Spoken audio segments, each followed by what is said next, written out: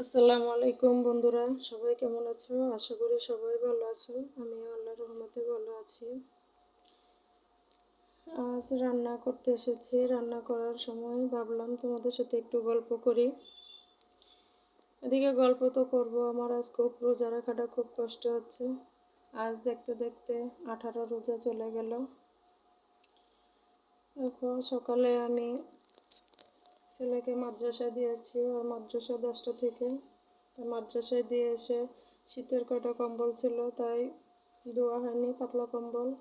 তাই ভাবলাম যে ধুয়ে দিয়ে, এখন রোদ আছে, আর কয়দিন গেলে তো বৃষ্টি পড়বে, তাই আর শুকাতে পারবো না, তাই ধুয়ে দিলাম। রোজা রেখে ধুইছি, খুব কষ্ট হয়ে যাচ্ছে,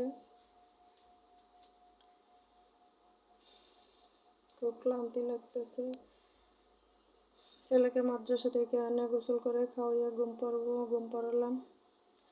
আর এখন চলে আসলাম রান্না করতে। দেখো, আজ আমি সিমের বীজ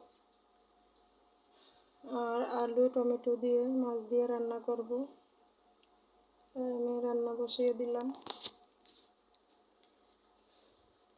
আসলে রমজান মাস দেখতে দেখতে চলে যায়, আর রমজান মাসের দিনগুলোও কত তাড়াতাড়ি চলে যায়।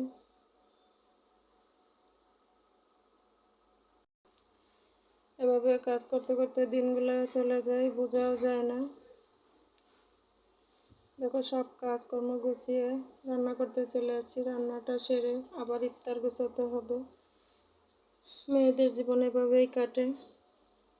সারাদিন কাজের পরেও বাসায় বেটারা এসে বলে যে কি কাজ করো সারাদিন।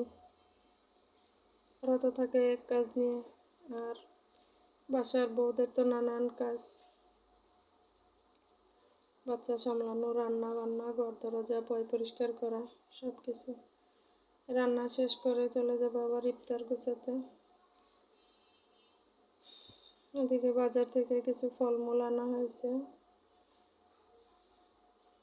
বড় ছেলেরা ওর আব্বু ফোন দিয়েছিল যে কিছু নিয়ে যাও, তাই গেছিল। যা সে কিছু ফল নিয়ে আসছে, তাই আজকে ইফতারে গোছাবো। আজকে কোনো বেগুনি, আলুর চপ এগুলো কিছু আমার গোছানো হয়নি। ভাবলাম যে প্রতিদিনই ভাজা পোড়া খাওয়া হয়, আজকে আর ভাজা পোড়া কিছু করবো না, তাই রান্নাটা সেরে চলে যাব আমি ওদিকে গোছাতে। দেখো, এদিকে দেখতে দেখতে আমার রান্নাটা প্রায় শেষের দিকেই চলে আসছে।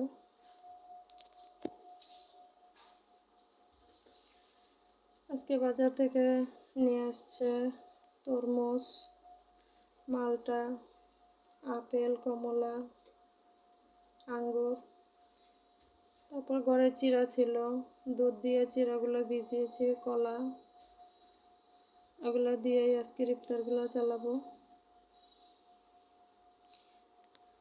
আর ট্যাং গুলিয়েছি, এগুলো দিয়েই আজকের ইফতারগুলো চালিয়ে নেব। আর প্রতিদিন এমনি ভাজা পোড়াটা বেশি খাওয়া হয়।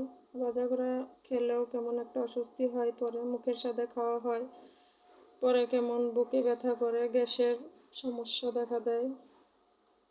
তাই ভাবলাম যে আজকে আর ভাজা পোড়া কিছু করব না, তাই আজকে ফল দিয়েই ইফতারটা সেরে নেব।